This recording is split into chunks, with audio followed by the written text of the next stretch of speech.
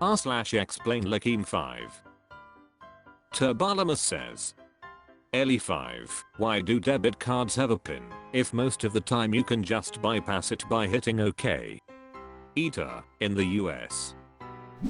Translud UK says, there are no charges on a debit card from your account and huge charges for using any credit card.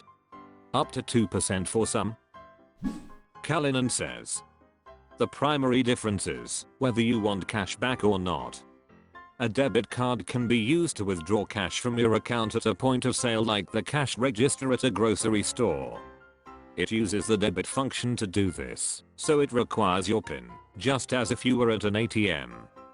If you don't want cash back, then you just press the OK button and it'll be processed like a credit card. The money comes straight out of your checking account either way.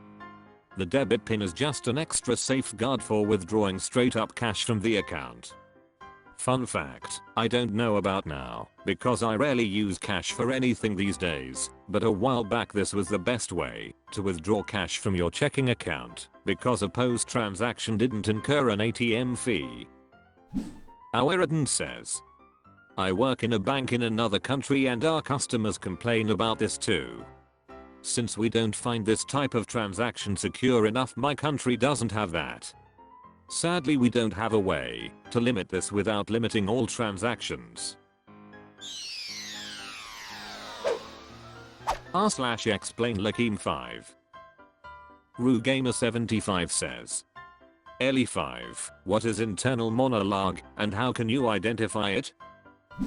FrickDaddyFlex says, adding to all the previous answers, many people report having no internal monologue. That's perfectly fine. You may not have one, or have one that only comes out rarely. I don't have one normally. You know, in movies, when you can hear the character's thoughts in sentence form? That's the inner monologue. Some people actually think like that. Smilaxike says, from personal experience I find myself having conversations with myself in my head, almost naturally. Feeling guilty about your actions also. r/explainlikeimfive. Biglany26 says, ELI5, what is Unreal Engine? Homeboy808 says, it's a game engine by Epic Games. Have you ever played any of the Infinity Blade apps like 10 plus years ago? It was showcased many times whenever Apple unveiled a new phone/iOS to display how much computing power they had. When you make a cartoon or a video game, you don't actually draw/design every frame. You make 3D models and use physics engines for water simulations, fire simulation, light reflections, etc. Unreal Engine, for a fee, is open for developers to use to make games/CGI/etc. As Unreal Engine has all the math for the physics simulations already done, as well as other reasons, like asset models. Cristalbo says, think of it as a toolbox. It provides all the tools you need to build a game. But a lot more tools. A lot of specialized tools. r/explainlikeimfive. Thekawism says, ELI5, why does a stuffy nose momentarily clear up after a sneeze? And why does it feel so damn good? KM89 says, stuffy noses are caused by spongy tissue in the nasal cavities and sinuses swelling with blood. They are essentially nose boners. Sneezing forces air through the nasal pathways with a lot of force. That can sometimes push the blood out of that spongy tissue, causing a momentarily clear nasal pathway. But the blood comes right back, causing the nose to get stuffy again. r/explainlikeimfive.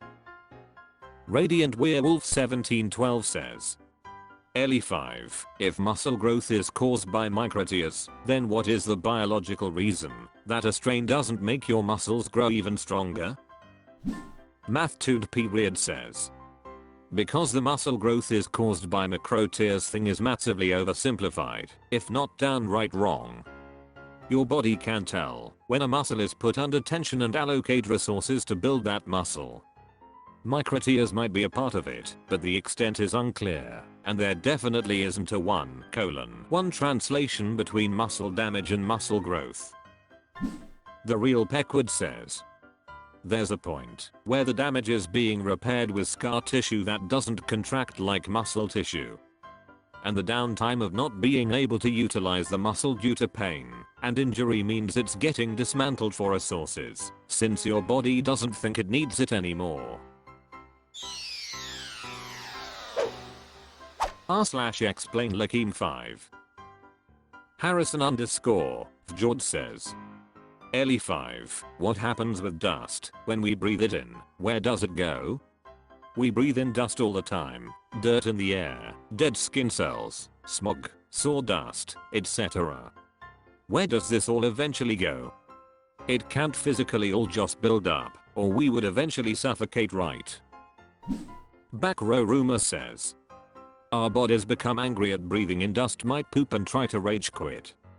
Source, I'm asthmatic. Ghost the One says, it gets trapped in tiny hair-like projections in the lungs called cilia. You produce mucus in the lungs and the cilia move back and forward and sweep the mucus with the dirt and dust trapped in it up and into your throat until you cough or clear your throat. r/explainlikeimfive. Kubus_Venter1 says, ELI5, when sunlight fades colors, what is actually happening? As in paint, dye, ink, etc. The Banana King says, the oven the sunlight degrades the dye, the same way it can damage your skin and give you sunburn. The energy from the photons can actually break bits off molecules, and since dye molecules tend to be a bit ungainly and fragile, this is relatively common. The broken molecules don't absorb/reflect the same wavelengths of light, so they no longer work as dye. Breckenridgeback says, sunlight contains high energy light. We call this light ultraviolet because it's past the violent end of the spectrum of things we can see. Ultraviolet light has as much energy as a typical chemical bond. What that means is that absorbing of light can break a chemical bond, splitting a molecule into pieces and potentially forming different compounds. Colored objects usually rely on chemical dyes that are made of molecules of a particular color, and if you destroy those molecules, the color fades or changes if they are reformed into new molecules that are colorful. r/explainlikeimfive. Sebid says, ELI5, biologically what, if anything, is different about the eyes of someone who needs eyeglasses vs those that have perfect vision?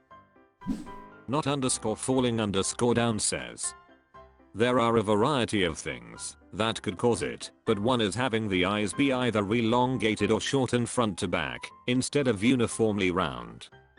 The result is that the spot where the receptors are is not at the place where the image from the lens in is perfect focus. Glasses change the angle of the light entering the eyes so that the clear focal spot hits the receptors properly. Just_Perot says, usually the eye geometry, the shape of the eye lens or the eyeball is slightly off, and that causes the projected image to be focused not exactly on the retina, but in front or behind it. So by adding additional lenses, glasses or contact lens, it can be corrected. Kiroin says, in someone who is nearsighted, usually the eyeball is too deep, so instead of the lens projecting a clear image onto the retina, it's out of focus. The lens shape can also be the cause. Farsightedness can be caused by an eyeball that's too shallow, or the lens or cornea being the wrong shape, or the refractive properties of the lens changing as people get older. Astigmatism is caused when the cornea and or lens isn't symmetrical, so the light projects on the wrong part of the retina. r/explainlikeimfive. Gilesu74 says, ELI5, how is the sleep you get while under anesthesia different than nighttime sleep? Amachulik says, during nighttime sleep, your brain organizes itself filtering, sorting, making connections, and so forth. That's what causes dreams. During anesthesia, your brain functioning is impaired. So you sleep, but your brain doesn't get to do its thing. Anesthesia just deadens nerve signals that would normally cause a pain response. And your brain is full of nerve signals. That's why you can feel rested after a good night's sleep, but not after waking up from anesthesia.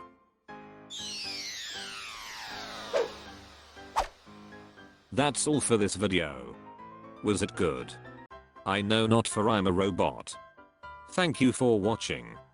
Please subscribe. This video is the product of an automated process.